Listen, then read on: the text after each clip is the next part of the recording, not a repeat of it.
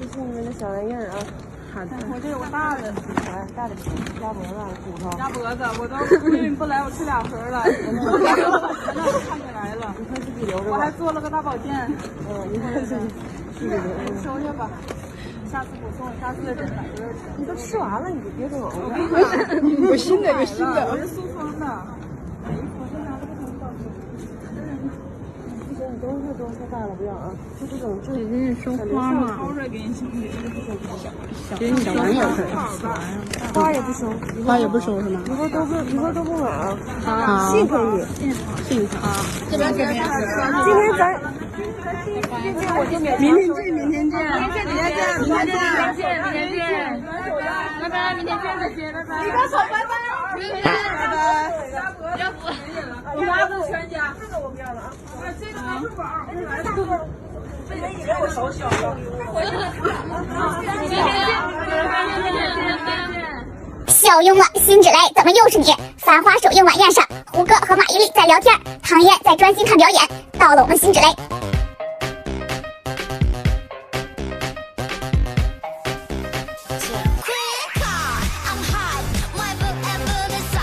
合同之内你该完成的东西，一个人家也给钱了是吧？您对前任持什么态度？希望他过得幸福。最近一次说谎是什么时候？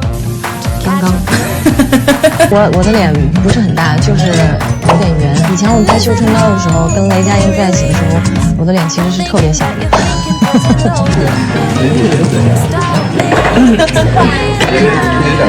天天宠我一人。该怎么弄？对我来说太难了。我每天在纸上画那个小人去记那个动作，是我人生中有史以来第一次进南港。当时电影拍摄有很多大爷们光着膀子，还有一个大爷的围巾还掉下去了。给我进看不清，白花花的一片，也不知道是谁是谁。剧里面饰演的角色叫步瑶，然后跟是晋中大学时期的女神，然后剧本写的。我叫辛磊，其实我本来也不叫辛磊，我妈想给我起名字叫辛伟。去落户口的时候，这个字忘了怎么写了，随便写了一个叫辛磊吧。为什么叫辛芷蕾呢？后来当了演员以后，公司花了3000块钱，然后找人给算了一个名字，辛磊，心累太累了，就别太累了，辛芷蕾嘛，结果更累了。我觉得辛芷蕾发成的精髓就是你要瘦。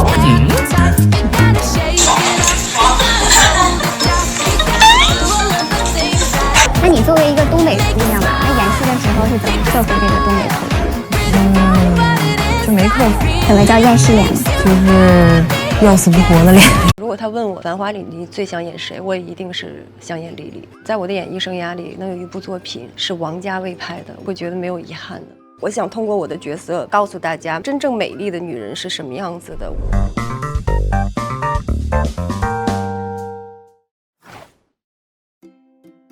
其实说我选择莉莉，其实更准确的说是王家卫导演选择了我来演莉莉。当时知道导演要拍《繁花》的时候，然后在见导演之前，我把原著的小说看过了。但是其实跟导演的见面蛮简单的，并没有聊过多的关于《繁花》的问题，因为导演选角色，可能他不会提前去说你想让你来演谁演谁，他更多的可能就是观察你演员自身的特质。有没有符合他想象的，他认为他的角色需要的一些东西。虽然跟导演聊的时间不久，但是我在他的办公室的走廊里看到了他所有的作品。其实那一幕是给我留下很深刻印象的。我走在那个导演的办公室，在走廊的尽头，我路过走廊的时候看到了导演所有历来拍的一些作品。我当时边走我就边想，在我的演艺生涯里能有一部作品是王家卫拍的，我觉得我会觉得很荣幸的，会觉得没有遗憾的。李李身上有一些特质跟我本人还挺像的，很有勇气，然后做事情很有目标，天不怕地不怕的这样的一个女性角色的。她有她自己的故事，一个北方人只身来闯上海，她没有队友，没有朋友，只有她自己。可能我们剧里边没有拍到，但我自己演的时候，我都设想过，如果她一个人，她在家里面她会做什么？他开着那么大的饭店，也许他回去只是吃了一碗简简单单的那种清汤面，像北方吃点榨菜啊什么的。有过一场戏是我去找阿宝，想要感谢他，就很热闹，大家亲戚朋友都围绕在一起去吃饭。其实那一瞬间，我特别能感受到李李的那个孤独。他们也邀请我一起去。我说不用了，我不是走到哪儿都是受欢迎的人。他的性格是这样的，他知道自己的目的，他很少会去交朋结伴的，去让这些别的关系来牵扯他自己的个人的经历和感情。但是其实你说他不羡慕吗？他也是羡慕的。因为这个角色跟我本人还是有一定差距的。我本人是一个很随性，什么事儿讲究自然的一个这样的演员。你像吃东西，我就一定要真吃。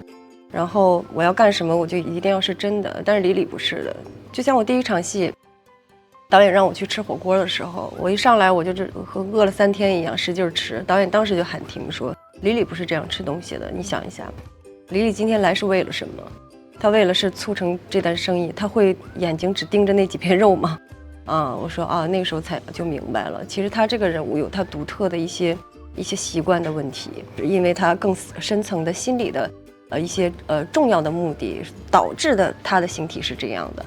我真的是越演到后面越游刃有余，越明白他吃东西的时候是怎样吃的，他倒酒的时候是怎么倒的，他都是有他的讲究的。比如就是走路的姿态上，这是导演第一个纠正我的课题。我以前演紧急救援也好，演绣春刀也好，从来没有特别女性化的走路姿态，没有注意到。但导演觉得，他认为90年代的女性那时候穿衣打扮要比我们现在的更讲究一些。哪怕女强人也好，对，头发一定要吹得高高的，一定要穿高跟鞋，穿丝袜，它这是一种外在的很女性化的表现，就那个年代的时代特征。你看最简单的，你看80、90年代的模特走路跟我们现在的模特走步都不是一样的，站姿都是有它的模式化的，它的标准的一些东西。而李李早期是做过模特的。导演喜欢拍背影嘛，就是你走路的时候，你就要走出这个人的这个精神气儿来。你这个屁股啊，你这腰啊，你这个律动要扭起来，我根本就不会，完全就是，我感觉我快折了，快抽筋了，就每天都在崩溃的状态。虽然脚已经磨的都已经出血了什么的，但是也走不好。那个时候就是练了好久，不止1、2年的时间，才真正的那个年代的女人穿高跟鞋是怎么走路的。在演《繁花》之前有个2、3年的时间，就是演每一个角色，我发现都存在一个惯性。我最早是一个体验派的演员嘛，因为我最早期学的专业并不是表演，对，所以演一些角色的时候，更多的是凭借自身的感受来诠释角色。我感觉到了，我就演到那儿；我感觉不到的，我就演不出来，就是自身感受的。但是我演了十几年戏，我慢慢发现，我感受也变成了一种模式。然后演《繁花》的时候，导演给我的一些方式，让我找到了这个突破口吧，应该说是他让我找到了另外一个点。我在这条路走，哎，突然有一个岔，我觉得哎，这个方向我也可以试试。《繁花》是让我有这种感觉的，就像我刚才说的，角色是可以通过形体、通过外在的东西往里走的。我以前演戏都是我自己内心感受到了，并不在意我外在的形体是什么样的，我是从里往外走的。我现在发现，哎，有的时候你可以试试另外一种方式，你从外往里走的时候，它也是一种方法。这只不过是我觉得能让我觉得有意思的地方是，我现在又掌握了另外一种方法来诠释角色的，这个感觉。李李肯定是复合的，他看似非常有目的性，这个人很市侩。我所有的目的都是为了赚钱，但他有他更深层的东西。做自己事业的时候是很大女人的，很有力量的，不输男性的。我自己喜欢这样的角色，也是因为，我觉得很多女孩现在身上是具备这个力量感的。我想通过我的角色来告诉大家，真正美丽的女人是什么样子的。我更希望是通过这种有力量的女性角色来告诉大家。我好像是从小就是。没有人来把东西送到你手里，你想要什么你就必须要去主动争取，可能这就是我的野心吧。假如说我有一个目标的时候，我不会去自己去掩盖它或者模糊它，我会想，哎，我要不然试一试，也许我能得到它呢。我可能这才算我的野心吧，我觉得。大家好，我是辛芷蕾。那我们今天这个采访其实是一个首次热搜，然后哎，好的，就请先撕第一个。辛芷蕾影视中的花都开了。对，所以去年这个2023年真的是收获的一年。那今年还有什么花想开吗？这不客观，影视综音，我的歌曲也入围了什么榜？对，下半年还要那个初步集中，还要演嘛？对，希望自己能把这个话剧也演好。所腿是武器发展了。下次我们这个话题词还得再加2项。别算阴。那这次是在花少里面，然后圈了很多粉嘛，在这个档综艺里面的这个松弛体质，其实非常让大家就是感慨，大家都很爱，所以可不可以给我们传授一下小妙招，如何活得松弛？松弛就是你那个花少其实挺累的吧，就没办法紧了，后来累的你只能松弛了。再一个去的时候我就想就是做最自然最真实的自己，反正就是我自己也想看看我自己到底什么样。对，被大家发现好像随时随地都能睡着。太累了，太困了。那如果你是花少的导演，会给大家安排一个怎么样的行程？我呀，可别让我当导演，我要当导演，我安排大家每天睡大觉，吃好吃的，游泳。安排每天睡几个小时？想睡就睡，想吃就吃，睡够了吃够了，想玩就玩。对，我的可能会轻松一些，但也不一定。然后在这个花少里面圈了粉，在这个繁花又顾了粉啊，大家都感觉说繁花里面就是，导演镜头把你拍得特别美。想问你自己最喜欢哪个镜头，有被哪个美到吗？我都喜欢，因为很多镜头我都喜欢，但我最喜欢的是海边的那个镜头，就是号称我人生镜头的那一个，有一种破碎感，对，那个是我最喜欢的。觉得自己平时有破碎感吗？平时啊，很少碎，但是也有，对，就是不太多，所以很喜欢。那个海边镜头确实拍得很美啊，就有没有一些什么，比如说幕后的这种技术上的这种小方法能给大家透露一下？这个就得问王导了，这个纯属导演拍摄技术好，我也不知道。所以当时拍了多久这场戏？这场戏拍得挺快的，因为早上嘛，那天要抢那个光，没有，后来跟那个胡歌，我们拍了1晚上后面的戏，全景是早上拍的，大概半小时的时间，后来又补的时候是补了1晚上这个戏，就是昨天是个西野大结局嘛，然后跟那个胡歌还上了一个新的热搜，叫这个宝总李李真亲了。那场戏拍的呢，顺利吗？还挺顺利的，因为那场戏，胡歌演的是他不是宝总嘛，他演的是 A 先生嘛，他当时妆造出来以后，我惊了一下，因为很不像宝总，因为宝总我们都看了3年了嘛，就是我都知道他什么样子，然后他一收回来一讲普通话演另一个人的时候，我觉得诠释特别好。李李最后的这个结局是出家嘛？你自己怎么理解这个结局？李李他就是这样的一个人，就是他来到黄河路只是为了完成自己的一个执念嘛，对，他心里一直放不下的一个东西。其实她是一个有故事的、受过伤的一个这样的女人，她本来就没有过多的留恋了。如果要是不是为了完成 A 先生留给他的这个执念的话，也许他早就已经遁入空门了。对，那如果用一个词来形容的话 ，A 先生和宝总对李李分别意味着什么 ？A 先生是信仰啊，宝总是意外。然后就是大家发现你在这个繁花中特别美，然后有一个新说法是辛芷蕾等于 XZL 等于性张力。我最早看的时候，我以为衣服的号码呢 ，XL。你这身材肯定穿不到 XL。对。然后那戏里面李李是一个闯入者嘛，戏外作为一个东北人，在一群上海演员中，你是个什么样的感受？也有这种感受，也算是闯入者吧。那个年代，他的只身一人来到黄河路，作为一个北方人，在全是上海人的这种商场里面，想打出自己的一片天。其实拍的时候，作为演员，我也是这种情况，就是唯一的东北籍演员啊，也不算唯一吧。我的左膀右臂有一个右臂，曾美惠孜他也不是，对。还挺能共情李李的。然后还想问一下，就是如果你穿越到繁花的世界，你觉得辛芷蕾在繁花中会是什么样的一种存在？辛芷蕾啊，那辛芷蕾可不要去了，那个黄河路上饭店太多了，就是好吃的也太多了，还是不要去了。那第一个光顾哪一家？第一个光顾哪家？肯定知珍园。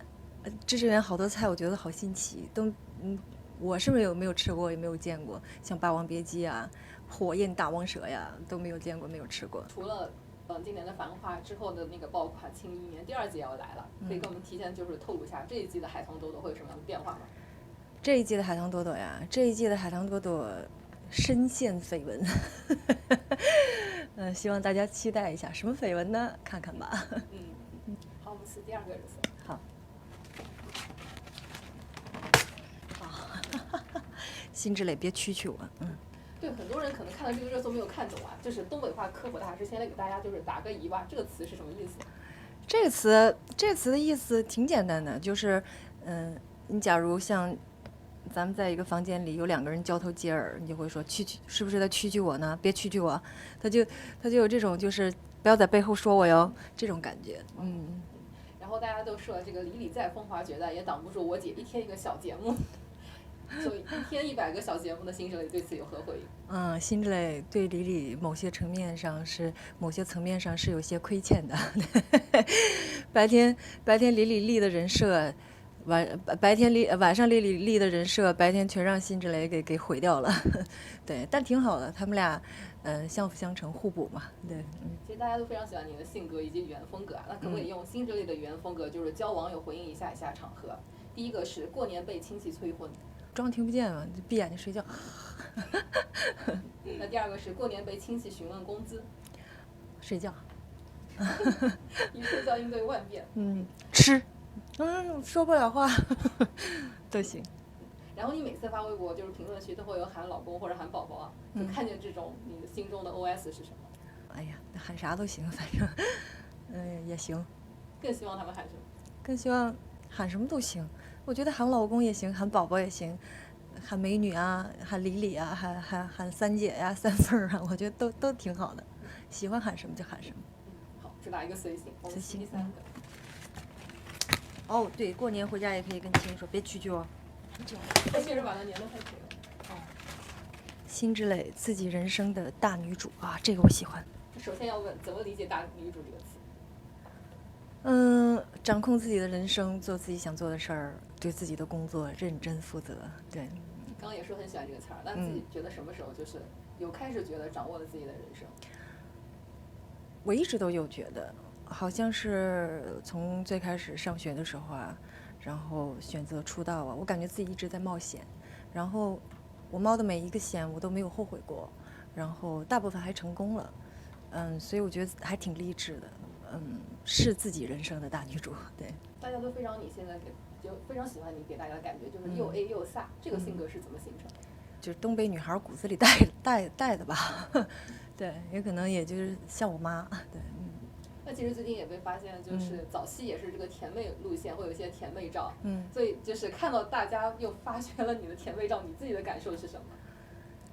我自己都不敢想象自己还有那个时期呢，还挺甜的。现在会就是再让这个甜妹重出江湖吗？出不来了，它就是过去的我。我有的时候我自己也会看一些早期的视频的或者早期演的戏，年轻的那个青涩是演不出来的。我觉得那只是那个阶段的我，它被记录下来了就很好了。然后了解你的观众其实也知道你的人生可能之前经历过些苦吧，所以就怎么评价或者怎么看待自己人生拿到的这个剧本？我觉得我好像很小的时候就知道，就是这些都是过程，这些都是你要完成的学业一样，就是你要一关一关的过。你可能你现在不过，你以后也得过。你可能假如你相信来世的话，你以后也得过。就是早完成早毕业。我现在蛮好的，我一直觉得是这样的心态。